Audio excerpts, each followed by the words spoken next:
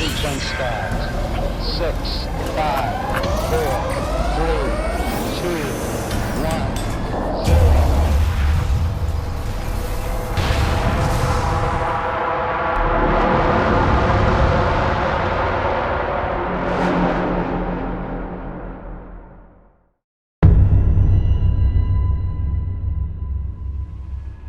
For the last several years, the U.S. military has observed an increase in what it calls unexplained aerial phenomena. The rest of the world knows them by their more common name, unidentified flying objects. And the time to declare UFOs, as the Navy is doing, as an undeniable reality is now.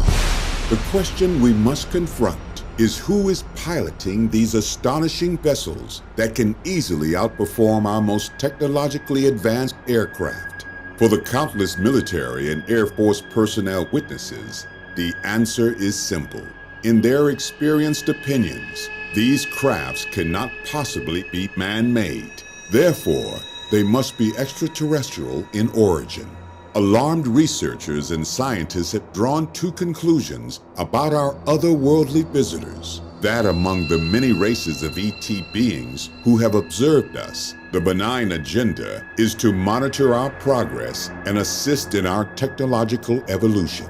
It has been speculated that they will soon, perhaps in our lifetimes, make themselves known to the human race, then aid in our unification, in our treatments and cures for advanced diseases, and in our path to interstellar travel. Within the next 200 years, humans could be venturing out into the cosmos. The second conclusion is more insidious, that the more malevolent races desire to seize our planet for their own resources, and in the process will enslave and annihilate the human race, considered by them as an unnecessary intrusion and infestation of Earth. Within only a matter of days, an alien army with weapons technology, millions of years more advanced than ours, could easily overtake and exterminate the nearly 8 billion lives in a matter of days. In either case, mankind must brace itself for the inevitable conclusion that in the very near future, the fate of humanity will be changed forever.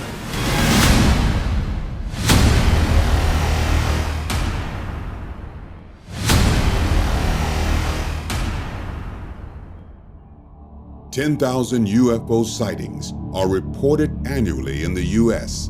and are growing. Since 2010, Californians reported the most UFO sightings by sheer number, nearly 6,000 cases cataloged. While many of the sightings can be explained as natural in origin, a large percentage of these encounters fall into the category of extraterrestrial in origin. It has been speculated that the increased visibility of these interstellar crafts is a means by the ET travelers to prepare mankind for imminent contact. The mounting concern within the governments and UFO communities is what the true intention of an advanced race of beings will have in store for us. Will we engage in a prosperous unification, resulting in a renaissance stage of human evolution? Or will we be faced with an insurmountable enemy, intent on committing harm and inevitable human genocide? Despite the nearly 7 years of documented UFO sightings, alien abductions, and credible testimonials, the public has yet to witness indisputable evidence, or the smoking gun, that ET visitations on Earth has been a reality. It is widely believed the U.S. government has maintained full knowledge of alien visitations and more, but it has been engaged in a national cover-up to conceal the truth from the public. But it wasn't always this way. To examine the validity of the UFO phenomenon, one must go back to the most famous case that propelled the notion of alien visitation into the human conscience. The incident remains the most conclusive in regards to physical evidence and witness accounts. It is the 1947 Roswell case, when on a stormy night, a saucer-shaped craft crashed on a New Mexico ranch owned by Mac Brazel.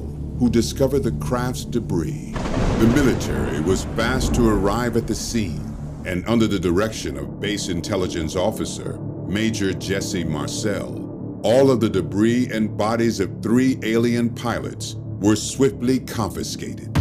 On July 8, 1947, Public Information Officer Lieutenant William Hart issued a press release under orders from Base Commander Colonel William Blanchard, stating that we have in our possession a flying saucer. The following day, another press release was issued, this time from General Roger Ramey, retracting the prior announcement, now stating that what was recovered was a weather balloon. This marked the beginning of the UFO cover-up. For decades, the evidence of Roswell was concealed from the public.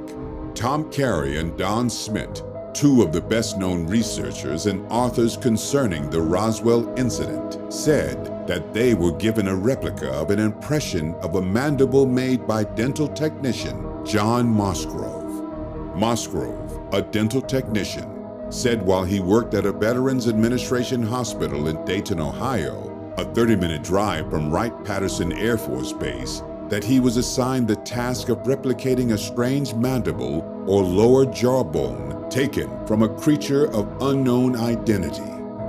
Carey and Smith said that Mosgrove had told them, as well as other reporters, that he came to believe that the teeth were from extraterrestrials kept at Wright-Patterson Air Force Base, the depository for the Roswell crash site debris. They also say that several anthropologists from around the country have declared that the mandible impression is not from a known animal on this planet. Carey and Smith also reviewed other aspects of what they contend was a cover-up by the U.S. military from 1947 until 1978. That's when Jesse Marcel, a Roswell Army-based major who had gone to the crash site in 1947 and been sworn to silence, began to talk about what he experienced and witnessed. Among the strongest evidence that what crashed in Roswell was otherworldly, Carey and Smith say, is Marcel's words. Smith said Marcel was the #1 intelligence officer in the United States in 1947, working at a military base that had responsibility for planes that carried atomic bombs. According to Smith, Marcel said about the debris he handled, being familiar with all materials, both foreign and domestic, this was nothing made on this earth. The evidence of the cover-up includes affidavits from people who were threatened with death if they spoke about the debris they had seen or handled. Interviews with people who have said that they saw the mystery metal that floated or could not be torn, burned, or destroyed. Eyewitnesses to the large egg-shaped spacecraft that was convoyed down Main Street to the airbase. Information about pilots transporting bodies to Wright Field, and interviews with a family who had been hosts to then Lieutenant Governor Joseph Montoya when he had seen bodies at the Roswell Air Base days after the crash that he has said were not human. I was very interested in the Roswell story because a couple of things struck me straight away about this as being quite significant, and they're not necessarily points that you hear brought up that often, but they're points with my government background that were readily apparent to me. But the critical thing about Roswell, the thing that really impressed me about this was not the media running a story. This was not some researcher, some member of the public. This story came about because the US military had proactively approached the media and said, we have something for you here. So this was the US Army saying, we have recovered a flying disc. Now to me, that's hugely significant. And what then followed with the retraction of the story and the weather balloon, and this is the most elite military unit on the face of the planet, arguably, the 509th Bomb Crew, the only atomic bomb capable squadron anywhere in the world, the best of the best. So if ever there's a bunch of people less likely to mistake a weather balloon for something more exotic, that's them. If an alien spacecraft did crash in Roswell, then that's changed everything, whether or not we know about it in a wider public sense.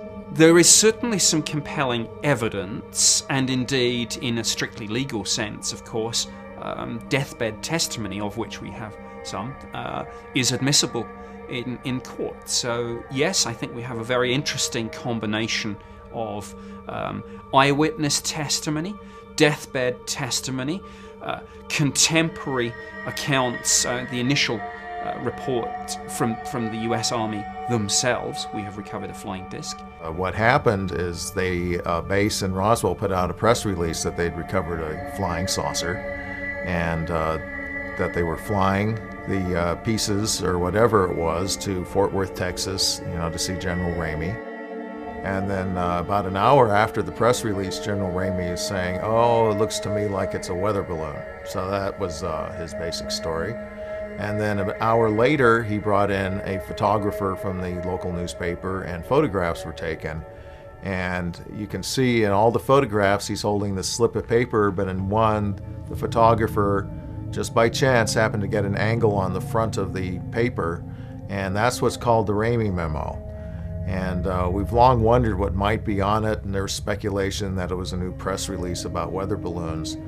But starting about a dozen years ago, the photographer assembled a team, and they started to take a look at it, and they got blow-ups.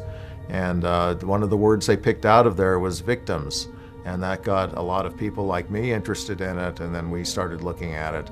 And now we have a pretty good idea of what's in that memo. And basically what it is General Ramey is communicating with the Pentagon to General Hoyt Vandenberg, who's the acting chief of staff there for the Army Air Force, and he's informing him as to what's happening and what they're planning. So what's happening is he says that they found a disc, which he may also describe as being a pod or an airfoil. It's a little unclear. And the victims of the wreck, that you, meaning Vandenberg, had forwarded to Fort Worth, Texas, possibly to some team there. And then there's the next paragraph, that's what's happening, this is what we're doing about it. Well, they have the bodies, how are they getting them to Fort Worth? Well, they're flying them out, and maybe a C-47, maybe a B-29. We know of a B-29 flight the next day. We have the testimony of the crew and one of the people who was guarding, the loading of of this large crate into this box. And the crew said they got to Fort Worth, and it was greeted by a mortician, because one of the crew members knew the guy, knew he was a mortician. So it was surrounded by an armed guard and chained into this B-29. So they all thought that was very peculiar. Plus they knew about the rumors of the crashed saucer and the little men, that had been recovered outside of town. So I think the memo is talking about this flight the next day. They were still planning it. They didn't know how they were going to do it. So it says aviators in the disc. I think it says aviators. They will ship, and I think it says to the flight surgeon at Fort Worth. And then they were going to ship them by C-47 or B-29. And then the next, I think, is talking about, that's the bodies. What are they doing with the craft that they recovered? Well, I think it says that Wright Field, which is in Dayton, Ohio, where they had the aeronautical labs, they were going to assess this object at Roswell, and it has the words "at Roswell" in there. And then next it starts talking about, this is how we're going to cover it up. This is how we're going to deal with it publicly. So at first it says, perhaps about noon, a counterintelligence team at Roswell, and we have witnesses there say there are all these strange Army counterintelligence guys running around.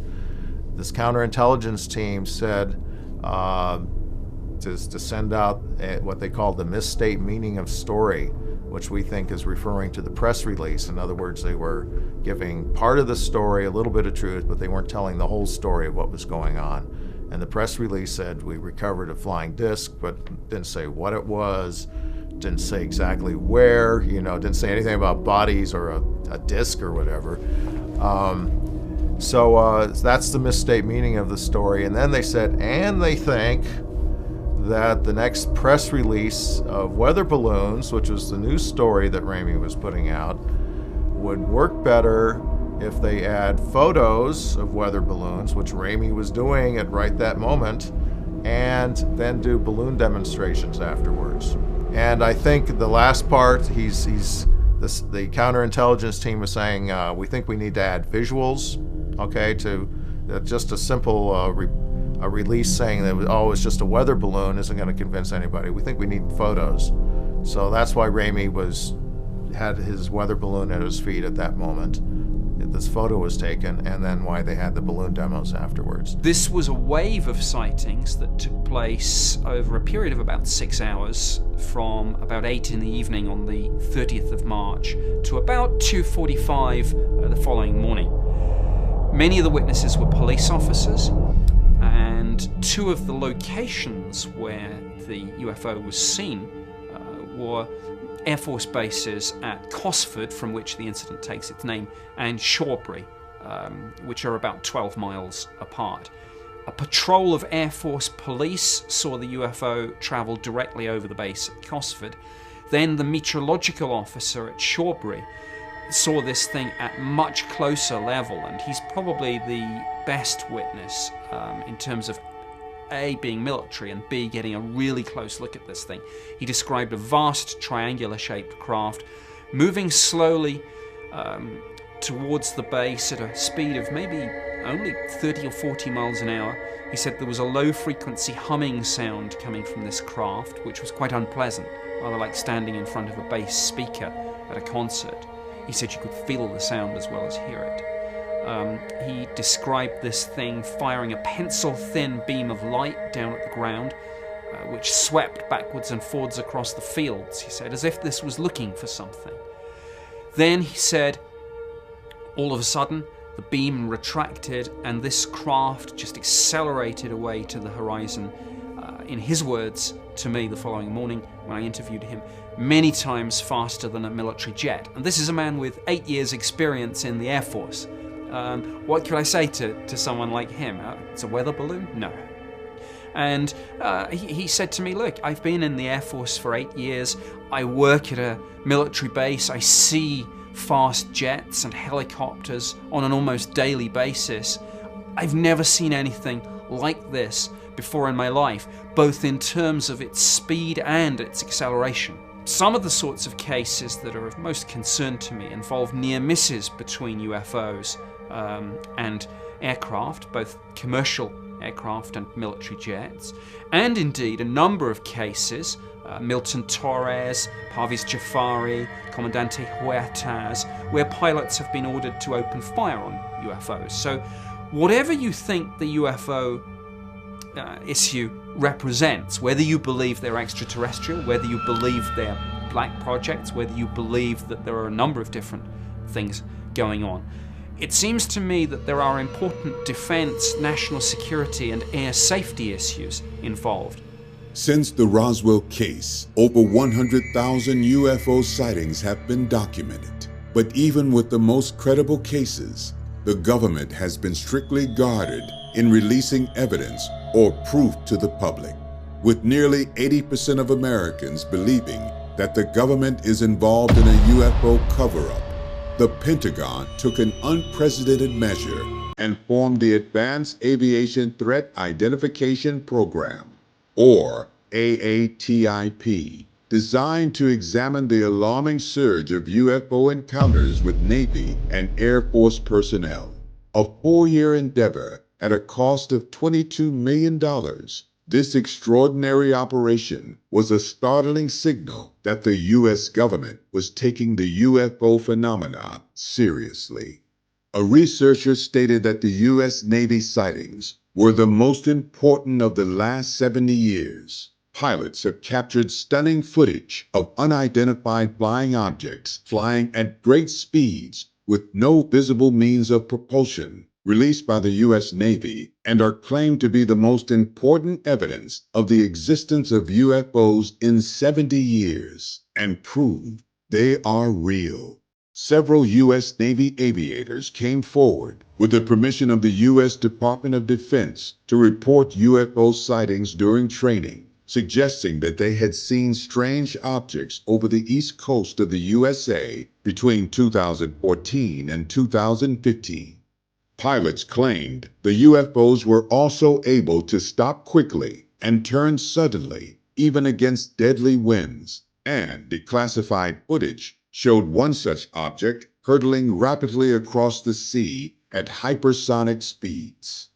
One 10-year veteran, Lieutenant Ryan Graves, claimed that he saw UFOs daily and that the objects would reach hypersonic speeds and heights of up to 30,000 feet without any visible engine or plumes of infrared exhaust. Graves, who reported his experience to the Pentagon and Congress, said these things would be out there all day, and that, with speeds we observe, 12 hours in the air is 11 hours longer than we'd expect.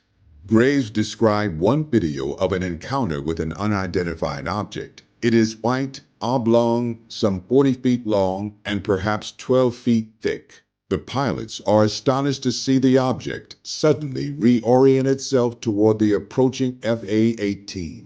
In a series of discrete tumbling maneuvers, they seem to defy the laws of physics. The object takes a position directly behind the approaching FA-18. The pilots capture gun camera footage and infrared imagery of the object. They are outmatched by a technology they've never seen. Former Senate Majority Leader Harry Reid defended the $22 million he devoted to study UFOs when he was in the U.S. Senate, saying the nation must keep up with similar programs by international rivals. We know that China is doing it, Reid said of UFO research. We know that Russia, which is led by someone within the KGB, is doing it too. So we better take a look at it too. It is no longer just speculation that people see these unidentified flying objects, Reid said. That's beyond question, and it has even become more transparent in recent months. UFO research is a matter of national security. We've had UFOs seen near our military installations in South Dakota, at our missile defense systems. Where they come out of the ground, the UFOs are suddenly there. I don't know what all these things are, but I do believe that we should take a look at them. Some of the most credible stories and sightings of UFOs have come from military pilots. Pilots were once afraid to tell their superiors about UFO sightings, but all of that has changed. In late 2014, a pilot of a Super Hornet reported a near collision with a UFO when an object that looked like a sphere encasing a cube zipped between two fighter jets flying roughly 100 feet from each other. Another pilot, Lieutenant Danny Acoyne, could identify a flying object's presence on his radar, missile system, and infrared camera, but was not able to actually see it in his helmet camera. I knew I had it. I knew it was not a false hit, Acoyne said. But still, I could not pick it up visually. It seemed like they were aware of our presence because they would actively move around us, Lieutenant Acoyne said. These sightings are important not because they were recorded on advanced sensors, but because the U.S. Department of Defense agreed to release those and other similar recordings and gave the pilots permission to speak to the press about them. Released recordings span the period from 2004 to 2018 and demonstrate very strange objects. A witness from one similar encounter in 2004 gave detailed interviews in which he voiced his wish to fly one of those. Recordings from the U.S. East Coast not only show similar objects, but the two pilots who were prepared to go on public record gave some stunning evidence. One said that he once had an object clearly on his advanced sensors, but was completely unable to see it with his own eyes. Sometimes, according to the Washington Post, well-trained military pilots claim to observe small spherical objects flying in formation.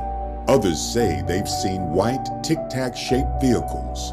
Aside from drones, all engines rely on burning fuel to generate power, but these vehicles all had no air intake, no wind, and no exhaust. They also appear to exceed all known aircraft in speed and have been described by our former Deputy Assistant Secretary of Defense as embodying a truly radical technology. The recent revelations by the Department of Defense and the even more recent decision by the U.S. Navy to make it easier for Navy pilots to report unidentified objects is part of a progressive evolution in official attitudes towards the subject. The official approach indicates that there is something unexplained and it is necessary to gather more evidence. James Abbott, noted UFO researcher, stated, "My own conclusions are that the sensor evidence shows that something is definitely causing highly trained pilots and their electronic sensors to see things that, according to our current understanding of science and aerodynamics, simply cannot be." Set that evidence alongside the mountains of other witness testimony from very credible people, and one has to conclude that UFOs are a proven phenomenon. They may be lots of different things, but here and now, in 2019, we finally know for sure that they are there. Despite the nearly unanimous consensus that these crafts were not earthly, there remains a resistance from the Pentagon to fully disclose its opinion on the matter. Luis Elizondo, who served as director of AATIP, departed the Pentagon on a sour note. Elizondo submitted his resignation letter that he later made public, addressed to then Defense Secretary James Mattis, which warned that the bureaucratic challenges and inflexible mindsets had prevented anomalous aerospace threats from being taken seriously within DoD leadership. There was overwhelming evidence of these threats, Elizondo wrote, at both the classified and unclassified levels. He referred vaguely to many instances of unusual aerial systems interfering with military weapon platforms and displaying beyond next-generation capabilities. The letter urged Mattis to ask the hard questions about who else might know about these phenomena and their capabilities. When Elizondo appeared on CNN to discuss the matter, he was more forthright. "My personal belief is that there is very compelling evidence we may not be alone. Countless military and intelligence professionals have come forward to speak of UFO incidents that they believe should be treated as a national security matter. Several historians interpreted these pleas as an echo from the past. Catherine Dorsch, a University of Pennsylvania historian whose research connects the rise of the UFO phenomenon, had this to say. "What is so striking is that the rhetoric hasn't changed since the late 1940s in ways that are stunning to me." One of the cases, for instance, involved a 200-foot diameter disc, estimated, sitting on the ice pack ahead of an approaching B-29, and as the B-29 got close enough to get a pretty good look at it, it jumped into the air and flew away.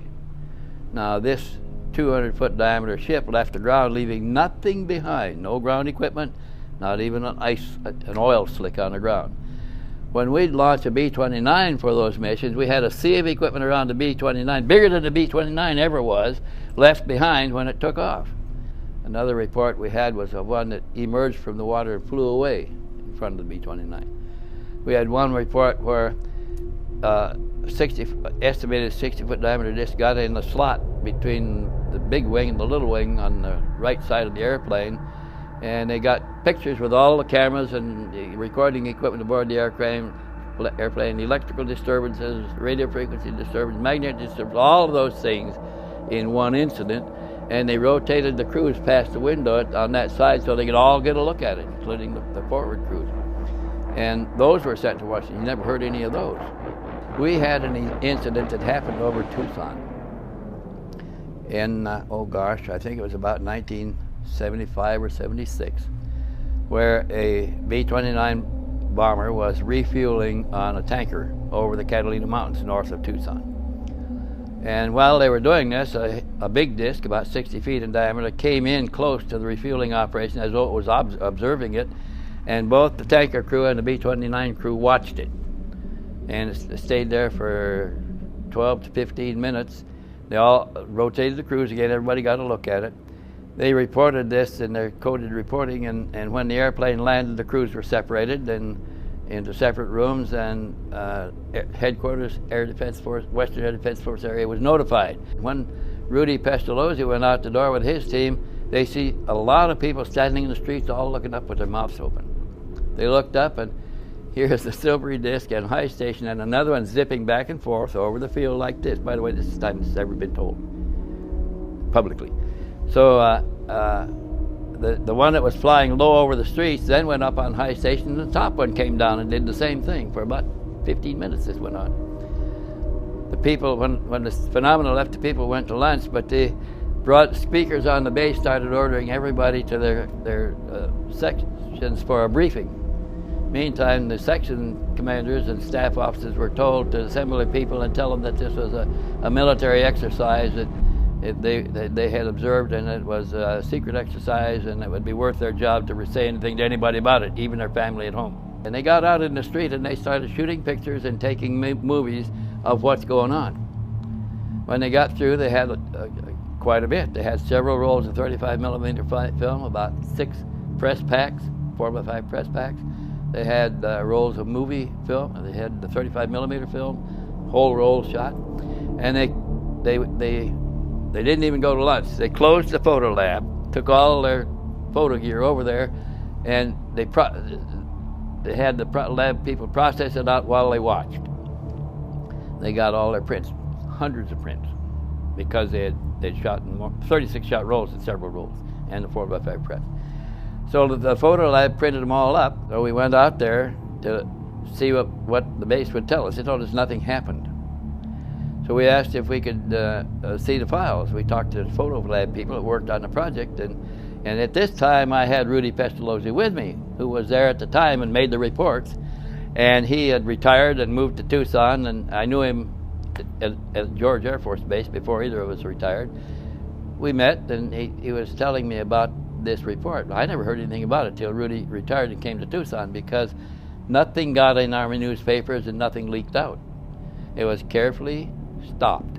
About 1/3 of the visitors to this planet were humans just like us. Different morphology, different appearances and so forth. Bigger ears, smaller ears, changing them out, bigger eyes, less, hair, no hair at all on the body, but human creatures, placental human creatures like us, animals. Second category, the first third was humans, the second third was what we commonly call grays today, and the reticulans would fit in that category. There are a lot of grays. There's only one gray species that comes from reticulum, and that's often confused. But the second category being those gray types, they are non-placental creatures. You saw one on the autopsy table in the Santilli film. They don't have any gastrointestinal system. They don't have any sex organs. They are a different class of being altogether. We don't even know for sure whether they're animal or not. And they didn't have any sex organs, distinguishable sex organs, so we don't know what sex they are. And then the third class is a catch-all category. Third is a catch-all category. It includes everything else, the tentacled species, the fuzzy blobs, hairy balls, and all that sort of thing. The nature of contact with this planet is infinitely varied. None of the species are the same. None of the humans are exactly alike. None of the grays are exactly alike, and all of the exotic different species are all different from each other. So that would also tend to confirm the fact that they all come from different planets, from different sources, and they have different technologies and doing different things. Yet they're intelligent enough to produce vehicles and be traveling in space. And that ought to be interesting.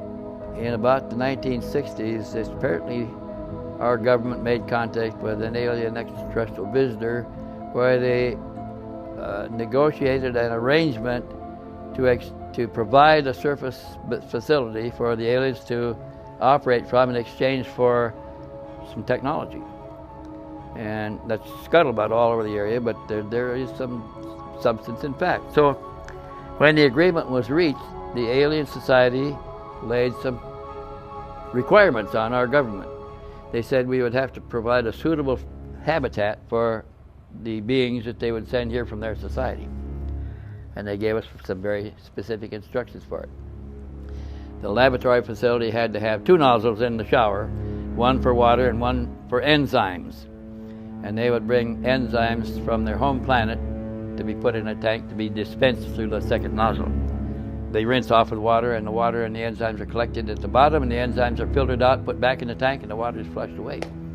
That was one of the requirements. Another was a food requirement. They don't eat alimentation such as ours. They brought alimentation from their home planet that we had to learn to culture here in Area 51 to provide a food source for their diet. Our government was charged with the responsibility to produce the food from their products continually for alimentation for the guest visitors. My engineer friend was one of the several engineers that were assigned to work with the extraterrestrials to try to bridge the gap between their technology and ours. And in 20 years of research trying to do so, they never succeeded in closing the gap. We were never able to convert that technology to ours. And the reason given by the aliens themselves is because in order to operate their equipment, they have to impart a certain mental input. And we have never learned to impart the input that's necessary to make the machines work. So their equipment responds to mind, to thought, and we have never learned to impart the proper thought to make any of it work.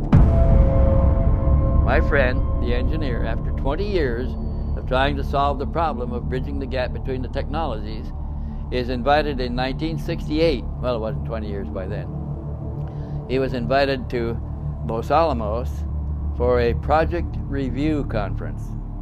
And they had about 18 scientists that all had been working on the project, various stages of the project, gathered around a big oval table in the Los Alamos headquarters with Edward Teller, the head of the Atomic Energy Commission, sitting at the head of the table. One of the aliens on the opposite side of the table from my engineering friend put in a white shirt and slacks so he would look less alien, but he still had his alien bigger head, bigger eyes, black eyes. And he was sitting in the conference, and the only people that he could understand everybody else because he was telepathic.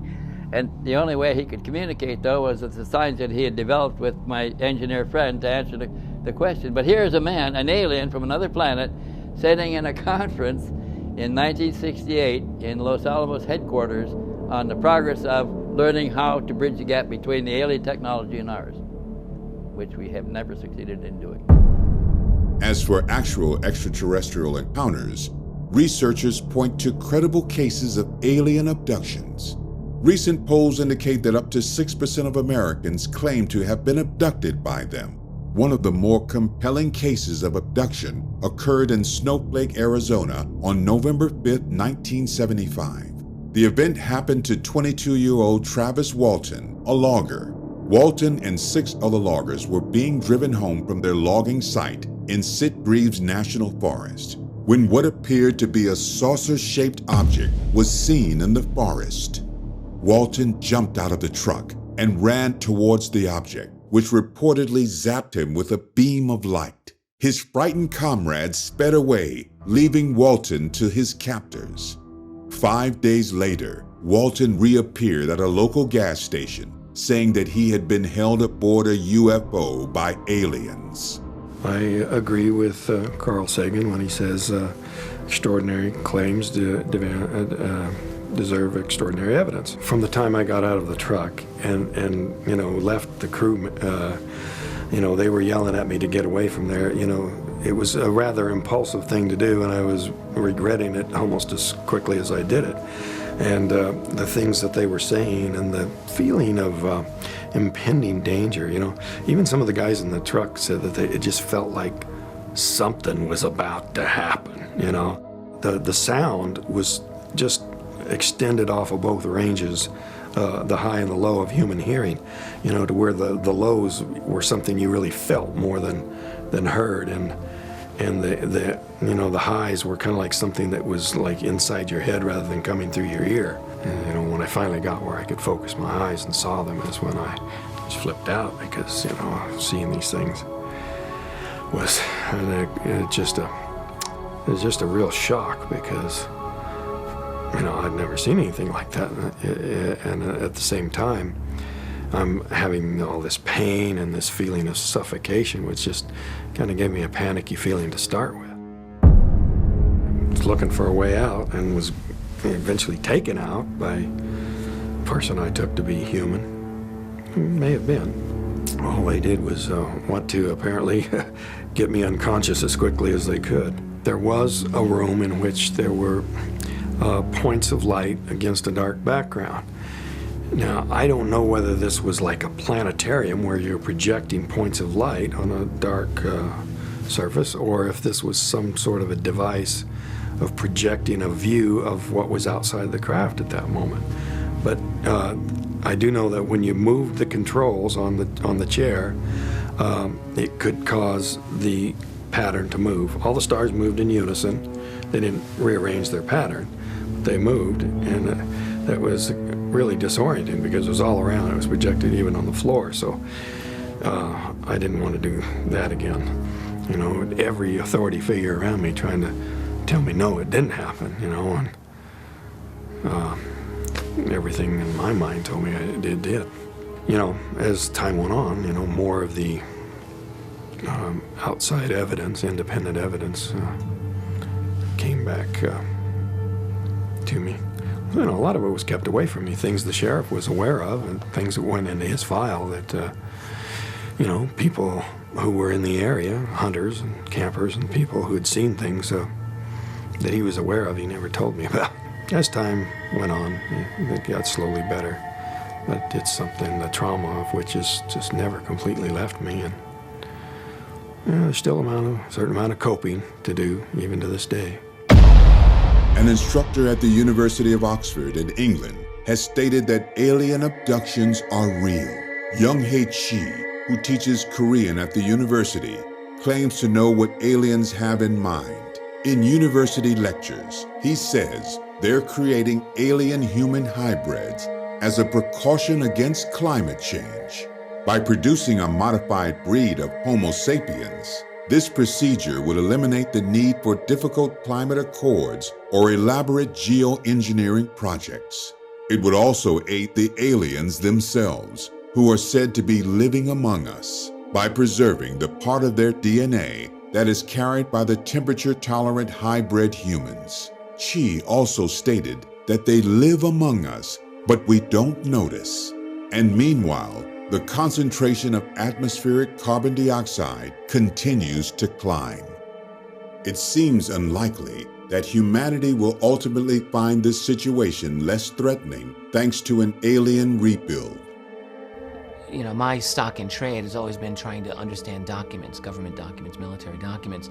And in the UFO field, there's a good number of very good documents that may not be a single smoking gun by themselves. There's no confirmed document that's like a memo from the president describing aliens. But what I discovered in my attempt to understand this was that there were many documents that were one cut below that described, for instance, violations of sensitive airspace by objects that, frankly, you know, as described in these documents, should not have existed. Disc-shaped, stopping on a dime, taking off like a bullet, zigzagging sometimes. Memos describing these objects in very serious terms.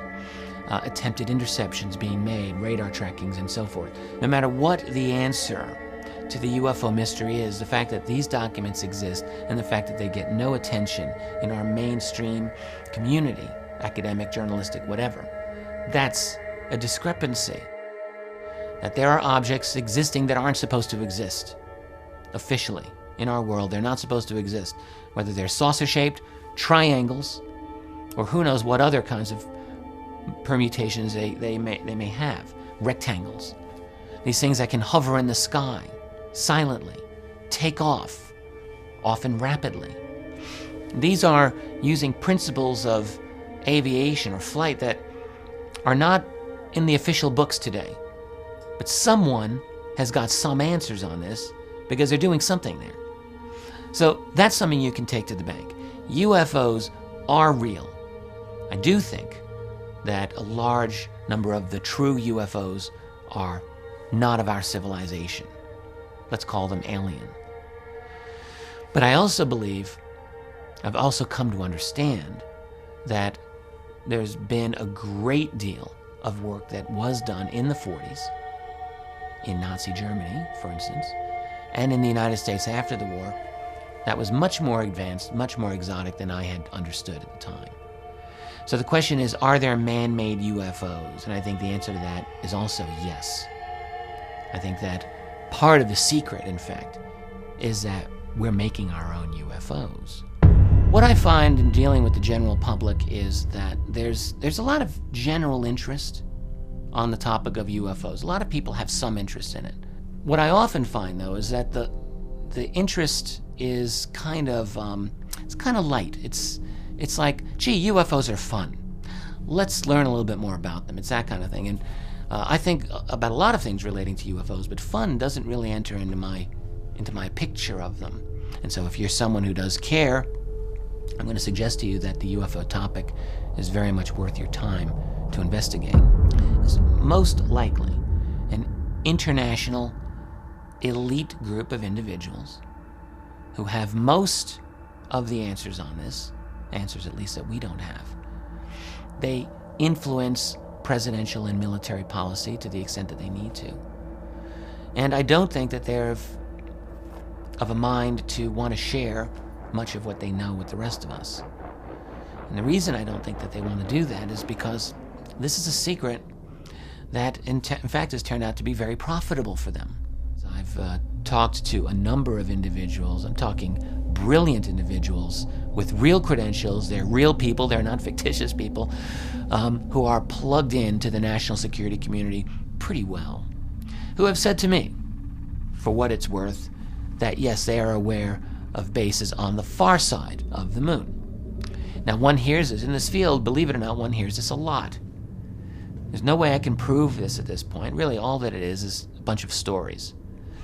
I'm at the point where, although I could never openly say, yes, this is the case, it's one of those things where you have to collect the evidence and then maybe wait for the day when you can confirm or deny it. That's where I think I'm at in relation to the whole moon issue. And think about the state of UFO research today, compare it to any field within academia. All right, we've done a great job as UFO researchers, considering the fact that we don't get an income for what we do. We don't have any institutional support to speak of. We're just out there on our own doing our thing. Whereas in the academic world, it's very different. You're able to devote yourself full time. You have a salary. You have grants to do research. That is what's really needed, because this problem is so complex. It's so big. It demands the resources necessary for a lot of people to go in. If we're talking about evidence of aliens, what we have to talk about are claims of aliens. I'm not sure if that counts as evidence, okay? However, let's say one thing about some of these claims. There are many of them. They come from a very wide range of sources. Many of them have a great amount of detail in them. And they're compelling. Not conclusive, they're compelling. So let's leave it at that. We have to be content with a little bit of uncertainty on this issue. Here's another reason the UFO topic might be of interest to just an ordinary person who's never given us a thread of thought in their life. And it's this. What if you've gone through your whole life thinking that your reality consisted of this, and this, of that ball game, your family, and some of your hobbies and recreations. And let's say this is how you see your life. Simple everything.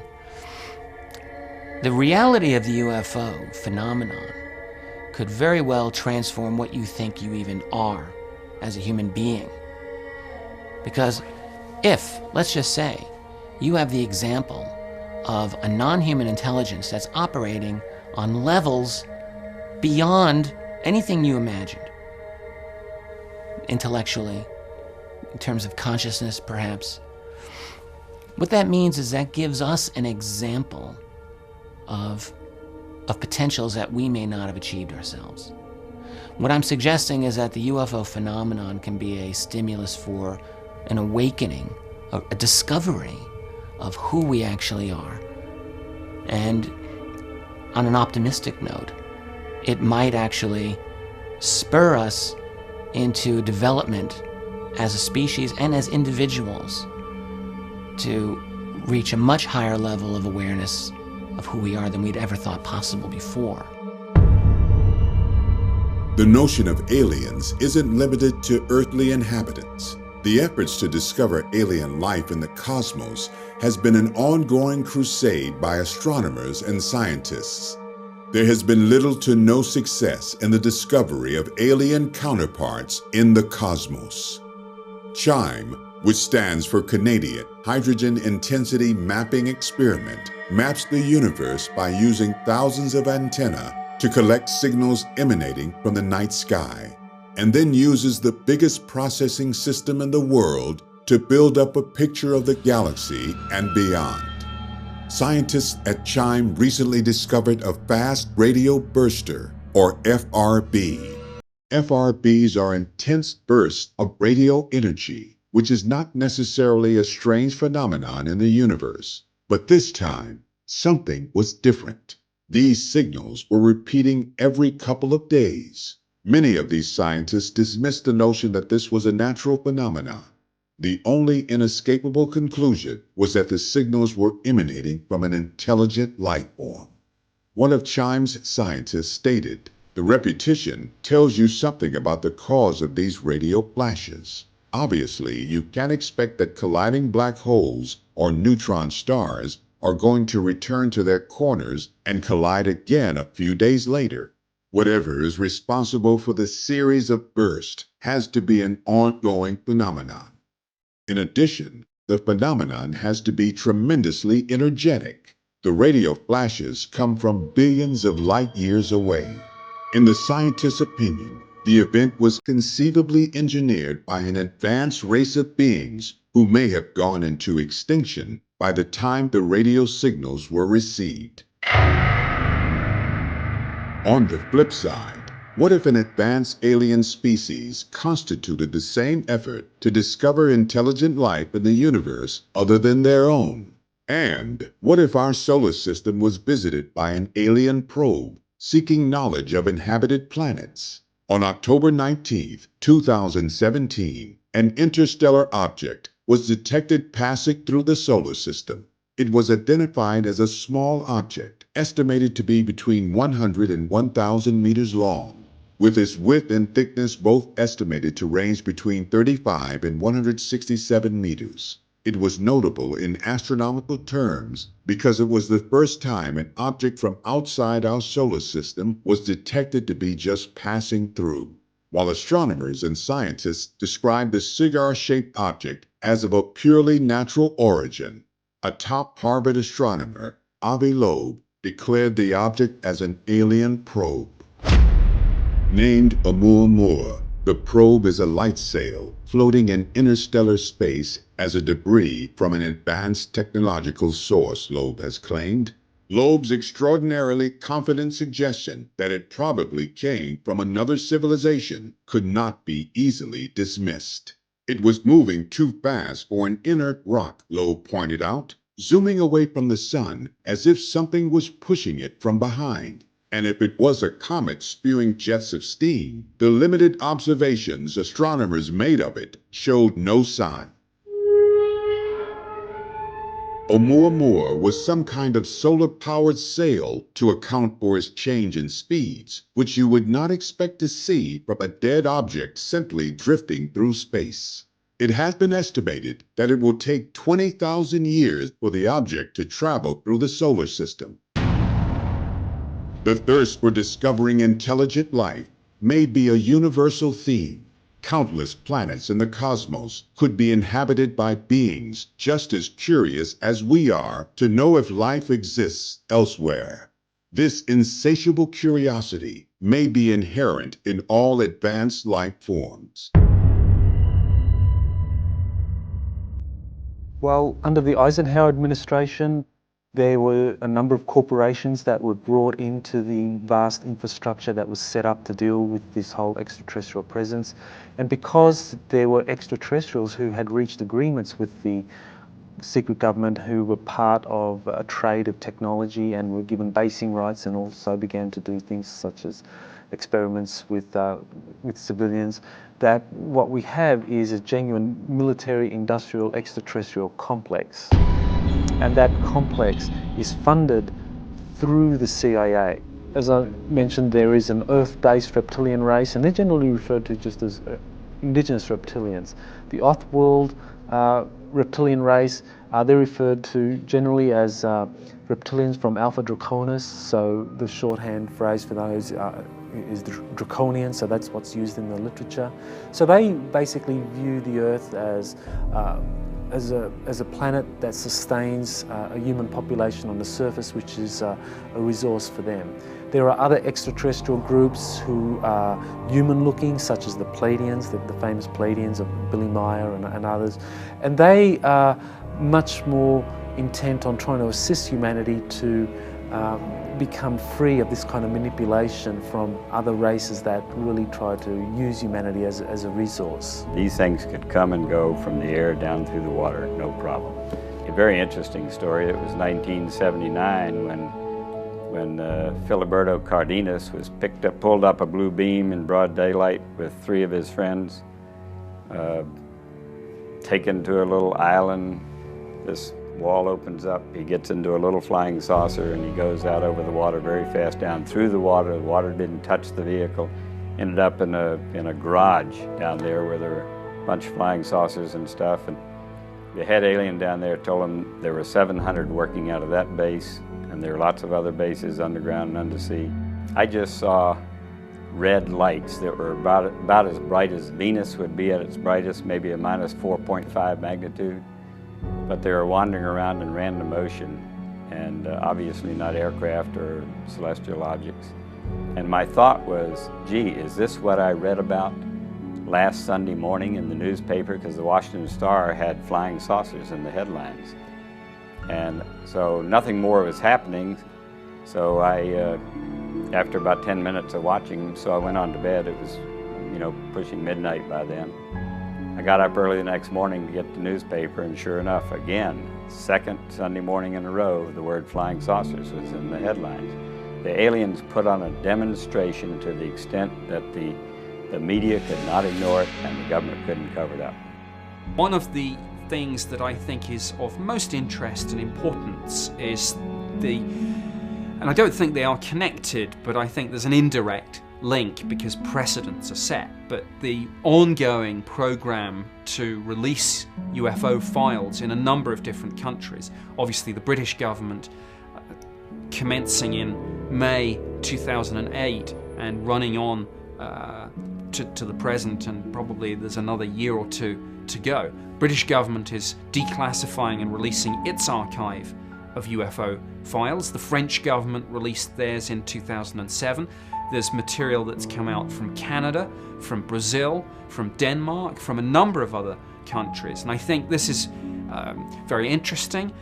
I think actually it says good things about freedom of information and open government.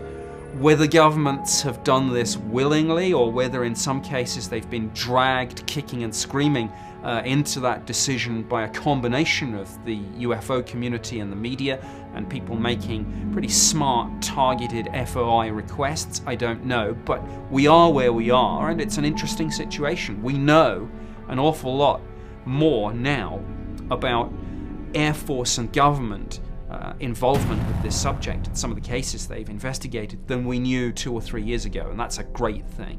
I think that the UFO story, the whole reality about the UFO phenomena has to be told to people, because it's all about people. It's people who have been subject to the sightings. It's people who have been abducted. It's people who have had the contact. So people must know what's going on. No way a government from anywhere in the world should have the right to keep those information secret. Well, the Varginha case is probably the best, well-documented case that we have in Brazil and probably in the world. You know that over 80 witnesses came forward, first-hand witnesses came forward during the first weeks, and they are still coming after it happened. pieces of the big story that we know that comprises the capture of at least 2 alien creatures in the city of Varginha. We know for a fact, because we have it all documented, plus the witnesses have confirmed and cross-confirmed that one alien was captured in the morning of that day, which was a Saturday, about 10:30, by a fire department and some personnel from the army. It was captured with nets, just like they used to capture wild dogs or monkeys, whatever, or some wild animals and that approach towns. This is the first one. Another creature was seen at the same day by middle afternoon by 3 girls. At that night of the Saturday, January 20, 1996, that second creature, probably the same one saw by the girls, was also captured by a police car, actually a military police car with 2 policemen inside. The one who was sitting in a passenger seat was Marco Elixerezi, a young guy, 23 years old, plenty healthy, and he was lucky enough to be the one who spotted the creature and grabbed it with his own bare arms, bare hands, got back to the car, put the creature in his lap, and took it to the hospital. But he was very unfortunate because 25 days after that, he died on February 15 of some bacteria attacks, proving that his immunodeficiency system was absolutely destroyed. And army personnel and authorities kept it all secret for lots of time until the UFO researchers started protesting along with the press, and we did so much pressure that eventually information was released about it. And now we have very serious stuff. We have been in touch with the doctor who treated this man, and he gave us a full report about what happened to the man. And he's amazed that in less than 20 days, the man was attacked by 3 different bacteria. His immunodeficiency defense system was absolutely destroyed, and the guy eventually died. Right now, we are dealing with a new amount of very astonishing information that is coming forward gradually, but we already have a lot of information. It comes from a doctor who doesn't want to be identified, unlike the other one who treated, Marco Elixerezi. This one don't want to be identified. He's a long-term orthopedic surgeon in Virginia, and he was at the hospital, regional hospital, when the second creature that was captured by Marco Elixerezi, the guy who died, was brought in. He saw some military movements here and there. Out of a sudden, there was a lot of military there, and he was asked to take a look at something. He went to a room, and when he got there was an alien creature of a format that he had never seen before. The most important, the hardcore, right, of this information, the nucleus of this information. Then we kept adding things that would come eventually, day after day after day, until now. We keep getting stuff, we could keep getting information. So what started big, getting bigger and bigger. And there is no way authorities can deny what happened, because we have it fully documented. We know the names of everybody involved in anything that took place in Varginha. So they can't just simply say, oh, you don't know anything. Oh, yes, we do, because we have the names, we have done our homework pretty well. We're asking the government to come forward to release these files. We already have 24 to 25 signatures, and very probably we get 30,000 very soon. So honestly, I really don't believe that the government will release the Varginha files, at least for 30 years. But we also have to break through what I call a self-cover-up. Everybody is probably guilty of not accepting this to some extent, because who wants to know it's real? One press guy that we talked to many years ago said, I can't write a story on this. it's too big, and it has the implications are tremendous, you know, for religion, philosophy, politics, war, anti-war, you name it. Everything's going to be impacted by saying that, well, there are creatures flying around out there, we don't know what they're doing, or maybe we do know what they're doing, and there's nothing we can do about it, whether we know what they're doing or not. So there's a self-cover-up aspect that it may be fine for them to be out there. When you bring in abductions and so on, this gets awfully close to home, and nobody really wants to think about all that stuff. In 2011, a NASA official and his colleagues penned a compelling report regarding the inevitable contact with an alien species and the consequences that would follow. The report outlines two scenarios: engagement with a benevolent species, and on the darker side, a hostile species. In scenario 1, the most optimistic situation assumed that contact with ETs would benefit humanity. Survey results have shown that many people across the world anticipate that contact with ETs will benefit humanity in human science, philosophy, religion, and medicine. The ETs would engage in informative communication between our civilizations. Assuming ETs exhibit an interest in humanity, despite their advancement, they may choose to maintain communication at length to discuss mathematics, physics, chemistry, and to learn more about Earth life. They could solve many of humanity's problems, such as world hunger, poverty, or disease. The most intriguing prospect is the ET's aid in advancing our space exploration capabilities. By sharing their interstellar travel methods and technologies, within 200 years, we may pilot our own massive starships and travel through the cosmos, searching for new life and acquiring a better understanding of how the universe works. Mankind, in turn, could populate new worlds with human life and secure our permanent place in the universe.